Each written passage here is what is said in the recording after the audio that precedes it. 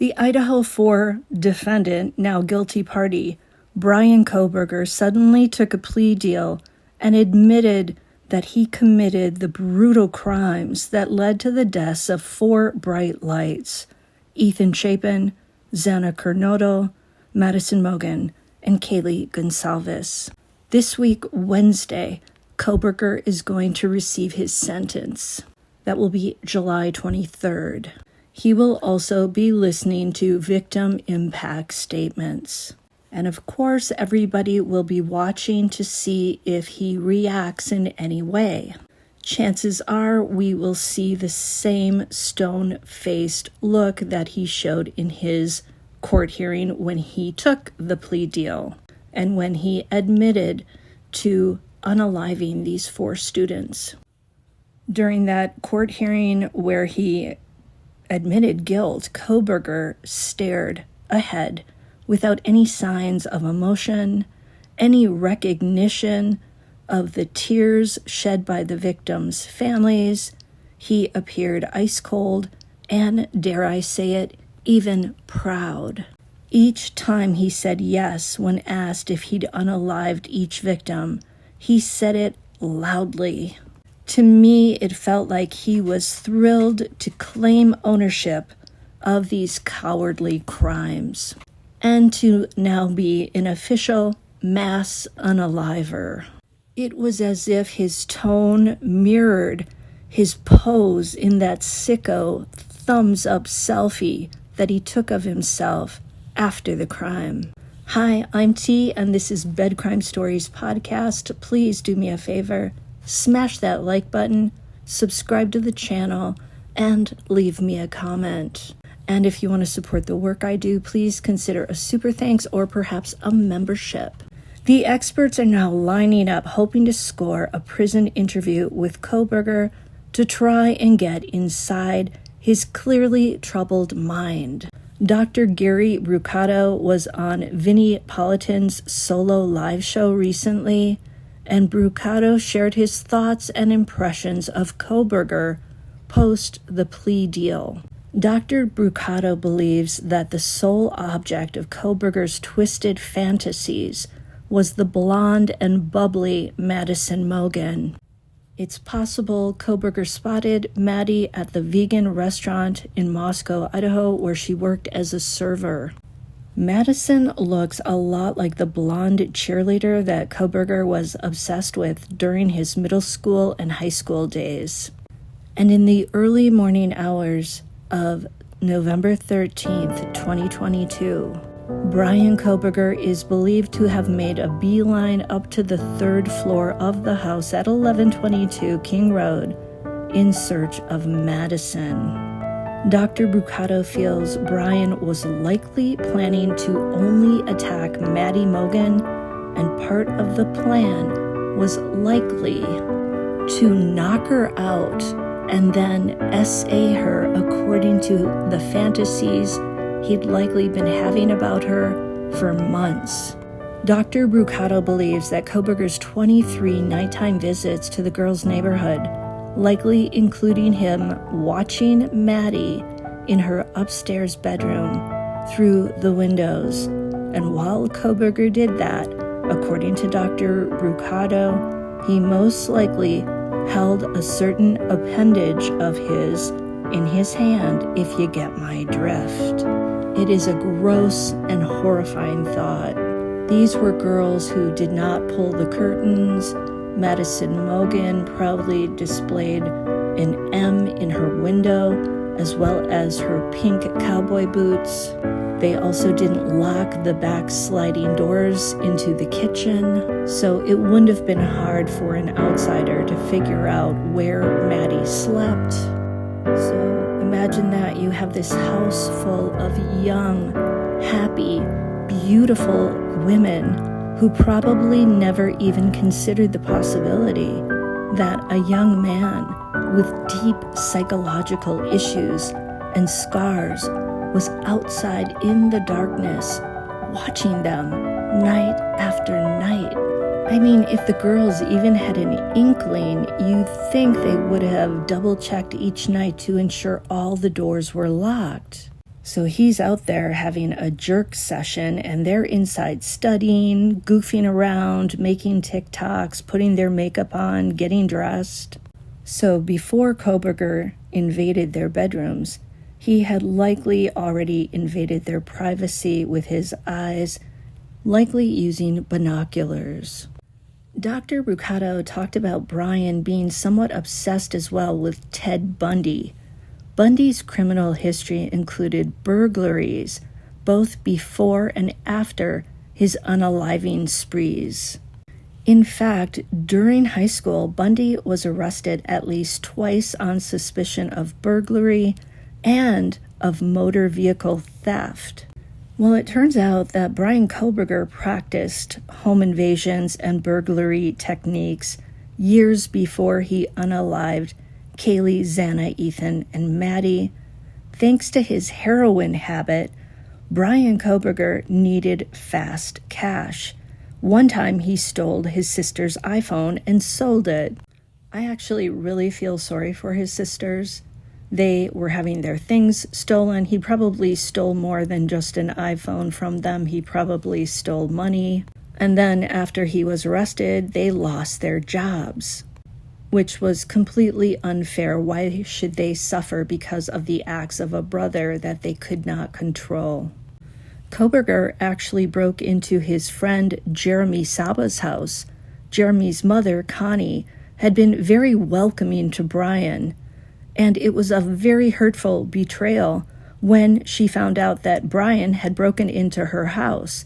She said Kohberger came back a year or so after the break-in to apologize, but it was because of his rehab process, and he was told that he needed to do that. And when he did this, Connie described Kohberger as suddenly appearing without warning in her kitchen. He scared her because he apparently just walked into the house without knocking. The more I learn about Bryan Kohberger, the more it seems obvious that he was on a trajectory toward major trouble starting from his young teen years. I'm sure his parents were keeping their fingers crossed that he was finally on the right path when he moved to Pullman, Washington, to attend the university there. This kid had been a handful for them for years. He had his visual snow problem. He had trouble making friends. Then he gets addicted to the big H, as I call it. He had major weight issues. He was more than 100 pounds overweight. He managed to melt it all off, taking boxing lessons. Then he subsequently needed surgery to remove the excess skin. Then he becomes a vegan, and he remains very slender. Kohberger, from what I can see, was not an easy child. They say offenders of this ilk often start with lesser crimes like burglaries and then progress over time. I do feel for his parents and his sisters. I'm sure they were trying everything they could to launch their son, their brother, successfully. Dr. Brucato pointed out that Kohberger was looking at a certain type of P, if you know what I mean, that was similar to the type that Bundy was into. Things like sorority girls getting bludgeoned before and then attacking them after. Dr. Brucato mentioned the word wawawai, I believe it's pronounced, W-A-W-A-W-A-I. Apparently, Bryan Kohberger claimed that he was driving in areas south of Pullman, Washington, and west of Moscow, Idaho, including in Wawawee Park, on the morning of the crime. So this Wawawee Park was supposed to be part of Kohberger's alibi. Well, apparently before he was unalived, Ted Bundy was asked about the unaliving of Joyce Margaret LePage in 1971. 21-year-old Joyce was taking classes at WSU in Pullman, Washington, the same university that Kohberger was attending, when she suddenly disappeared on the evening of July 22nd, 1971. Now, 9 months later, a teenager out searching for gemstones along a dry creek bed found Joyce's remains. While Bundy denied committing this crime, many believe he's the guilty party. A yellow VW Bug automobile was seen on campus, and a person matching Bundy's appearance was seen in the area as well around the time Joyce went missing. Now, Joyce's body was found rolled in a rug in the Wawawee Canyon. You have to wonder, knowing that Bryan Kohberger had studied Ted Bundy, did he decide to study at Washington State University because of Bundy? And did he try to claim he was at Wawawee Park on the morning of the crime as a sort of homage to his hero, Ted Bundy? Maybe. Bundy moved to Tacoma, Washington with his mother, Louise, when he was 5 years old, and he later studied at the University of Washington, and his initial documented unalivings actually occurred in Washington State. It's hard to imagine that Kohberger wasn't influenced in his decision-making by his hero, Ted Bundy. I don't think anything Kohberger did in Washington was simply a coincidence. It's like once Kohberger realized that he could study serialists, as they call them, like Ted Bundy, and he could actually graduate degrees and get expertise in everything related to these sickos, things clicked into place in his life. But along the way, Kohberger's rage at a lifetime of rejection from young blonde beauties and exclusion from the popular kids rose to the surface, and thus began Bryan Kohberger's sick hobby: window peeping, fantasizing, plotting ways to gain control over those who were everything he wasn't. And Ted Bundy's violent attack on the sorority girls in Florida may have served as a prototype for Kohberger's crime in Moscow, Idaho.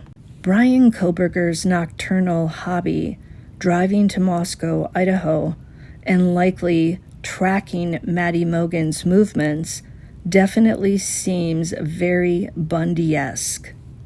Bryan's choice of violent pee, images of females who are sleeping or otherwise knocked out and getting essayed, also seems very reminiscent of Ted Bundy. But Dr. Brucato feels that Kohberger could have gone either in the direction of doing good or becoming an evildoer in the other direction. Dr. Brucato thinks Kohberger likely came to enjoy the power he felt when he was being condescending to women. Brucato stated that Kohberger blames females for his problems.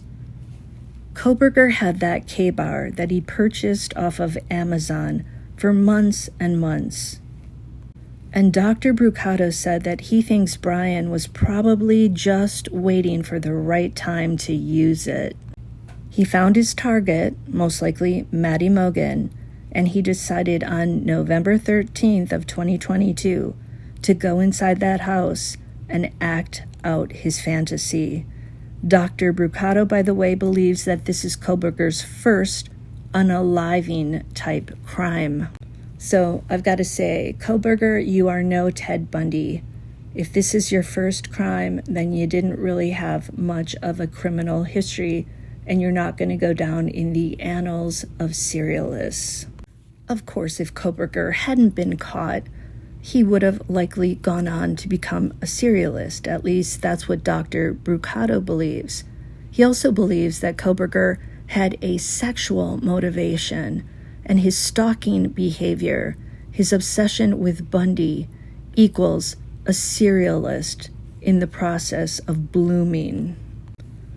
Bryan went into the house in Moscow, Idaho, according to Dr. Brucato, likely intending only to unalive Maddie. But by a tragic twist of fate, Kaylee Goncalves happened to be in the bed with Maddie in that room. Talk about being in the wrong place at the wrong time. Dr. Brucato feels that Kohberger finding Kaylee in there turned his plans into something chaotic, and Kaylee sort of prevented him from acting on his essay fantasy. This, according to Brucato, likely infuriated Bryan, and this likely explains why he went ballistic on Kaylee's face with his hands, his fists. He did something to her mouth that made the Goncalves family say the words gagging. He also went to town on her stomach with the K-bar. Her injuries were said to be far more significant and abundant than Madison's. Dr. Brucato said that Bryan Kohberger maybe planned to go in a blitz-style attack and either take Madison Mogen out of the house and over to that park, or to leave her inside the house and proceed with his essay fantasy, which would have been knocking her out, making her unconscious or possibly even dead, so he could do what he wanted to do in the darkness. Because in the dark, nobody could see what a loser he is, and he could be whatever he wanted to be. He could pretend to be as attractive as some found Ted Bundy. Now, in my opinion, I believe that Bryan Kohberger saw Maddie, who was very thin, as his ideal physically. We know that Bryan had been overweight. We know that he had to melt those 100 pounds off himself. We know that he had to have surgery to take care of all that skin that was hanging there. I think he became very arrogant about being lean. I think he felt condescending about people who were maybe not thin. This is why I think he chose Maddie over Kaylee. Not to say that Kaylee was necessarily overweight. I'm just saying she was a larger frame than Maddie, who was so very thin. I mean, I can just picture Bryan Kohberger, thinking he's intellectually superior to pretty much everyone, and also with his thin physique, thinking that he was superior in some ways to other people who perhaps carried more weight. Kaylee was just too curvaceous, I think, for Bryan. And I also think that he loathed his former self. He looked at himself in those photos where he was overweight, like as a disgusting person. He didn't like what he saw there. I think he even looked down on himself. And this is why when he did lose all the weight, and he did have that surgery, and he became lean, and he was still rejected by the females that he sought, I think that's when the rage started to simmer. So after being upstairs on the 3rd floor at 1122 King Road, Bryan Kohberger then somehow ran into Xana Kernodle. And of course, we know what happened to Xana. She put up a massive fight. They say that her fingers, some of them, were nearly completely severed. She was trying to fight against that K-bar that he was holding. And according to Dr. Brucato, when Kohberger saw Ethan, a male there, an attractive male, he gave Ethan a unique type of attack. He slashed his hamstrings. That would have prevented Ethan from getting up and moving. Now, Dr. Brucato also said something really interesting. He said he's dying to see what Bryan's mother looks like. And I want to know, is she a petite blonde? In my opinion, I think Kohberger's mother is a key player in terms of how he turned out. She's the one who didn't want him to take a plea deal in the beginning, but she later changed her mind after she saw her son's weak alibi attempt, his weak attempt to try to put the blame on somebody else. To me, it sounds like Kohberger's mother pulls a lot of weight in their household. Is she a strong, maybe domineering lady? Did she somehow engender the misogynistic beliefs that her son has?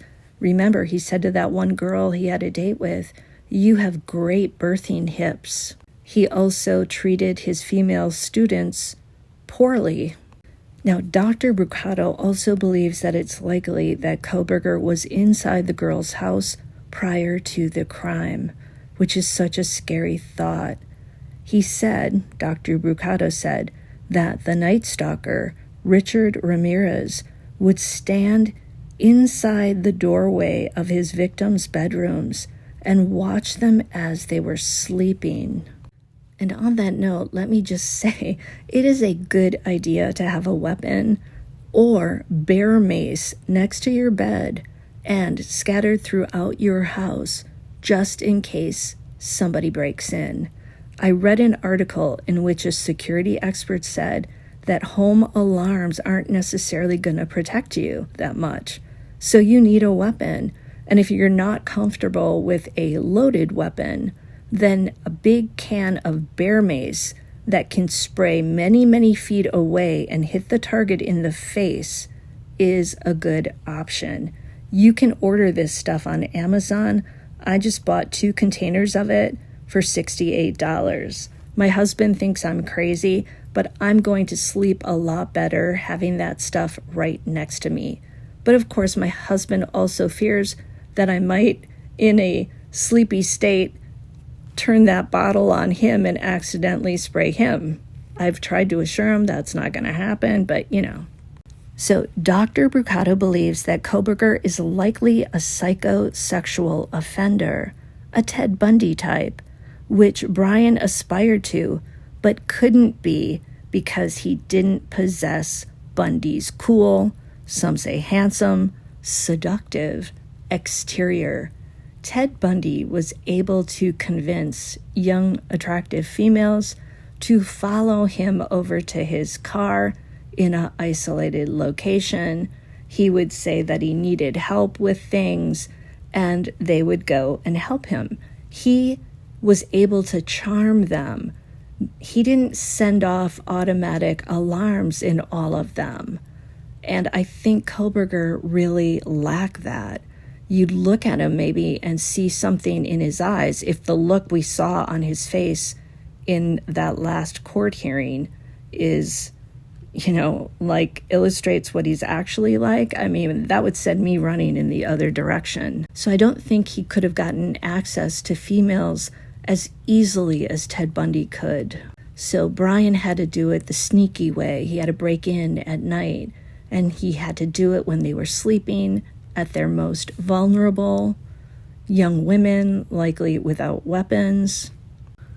But the dum-dum maybe didn't realize there was a guy in there, but of course, we now know that Ethan, unfortunately, was sleeping, so he didn't have a chance. Now, Dr. Brucato also posited that Bryan was most likely unable to perform, shall we say, if you know what I mean, perform as a man, wink, wink. Brucato believes Kohberger is insufficient in that department. Brucato described Kohberger as a pathetic social loser who can only rely on control. And again, that's why he went there at night when the students mostly were all in bed sleeping, aside from Xana. Did you guys know that Xana used to tell people that the way to pronounce her name was like Xanax minus the X, Xana? Xana apparently was also very, very funny.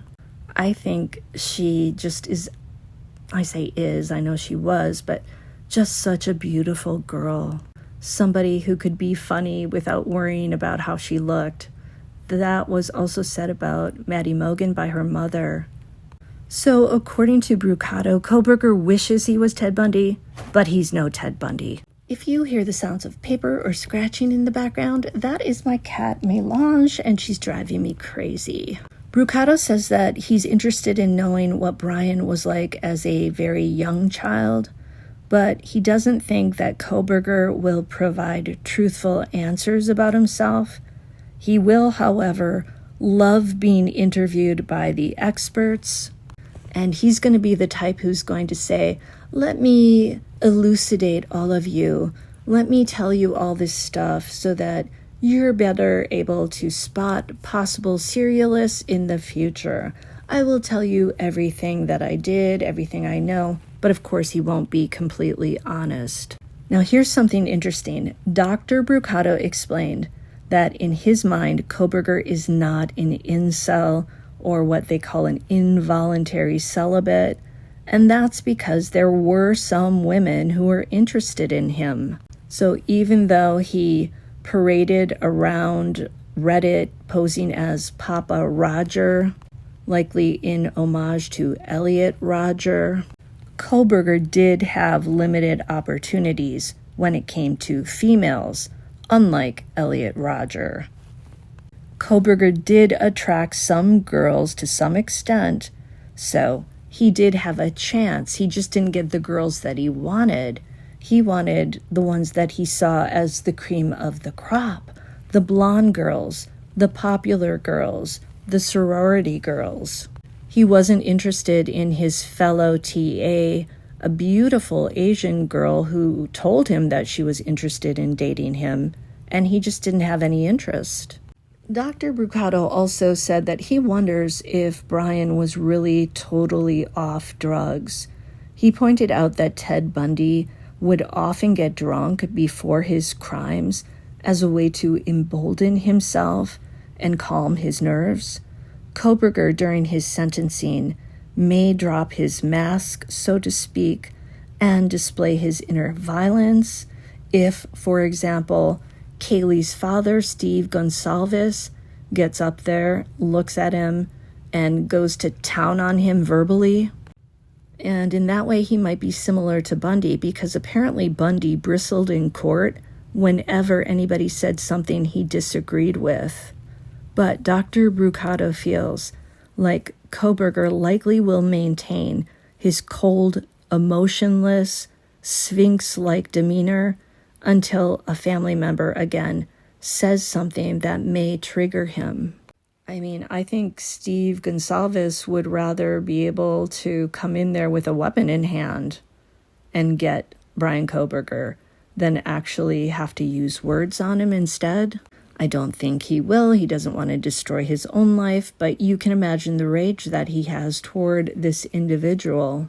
And of course, we already know that in prison, Bryan will definitely have admirers, women writing to him, but he won't be able to have conjugal visits. So that part of his life is over, aside from other prisoners who may get a hold of him in the shower. Dr. Brucato said that he feels like Kohberger's parents came to a tipping point where, after seeing him disassemble the interior of his white Elantra and in the kitchen wearing gloves, separating the garbage, that if they saw these things, this would have showed him, or this would have showed them, that their son might be connected to the crime in Moscow, Idaho, that they probably had their suspicions. Even maybe during the ride home where Kohberger was with his father, many think that the father probably had some thoughts going through his head like, could my son have done this? Dr. Brucato also said that Kohberger will never unalive himself because he's too arrogant, and he wouldn't want to cheat himself of all the attention and adulation that unfortunately he's probably going to get from those admirers of his, and also from some of the experts who are going to want to talk to him.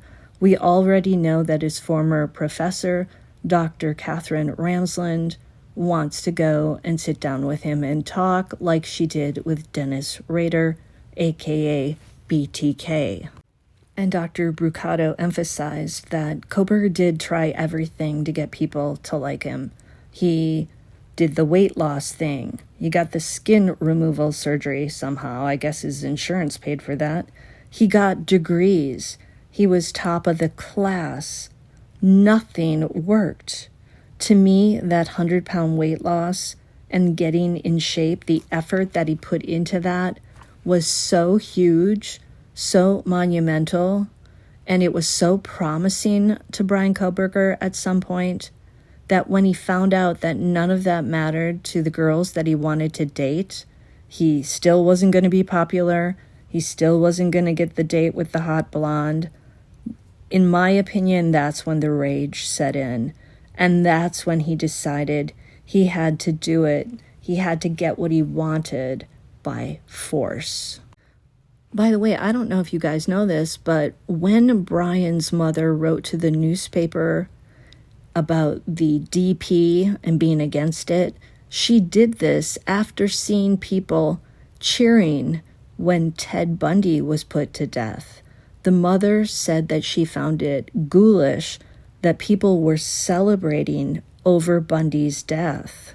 I didn't realize that that letter she wrote had to do with Ted Bundy's death. Well, I hope you found all this information as fascinating as I did, and I will see you next time on Bed Crime Stories. Please smash that like button. Let me know the cases you want me to cover, and I'll see you next time on Bed Crime Stories. Love you guys.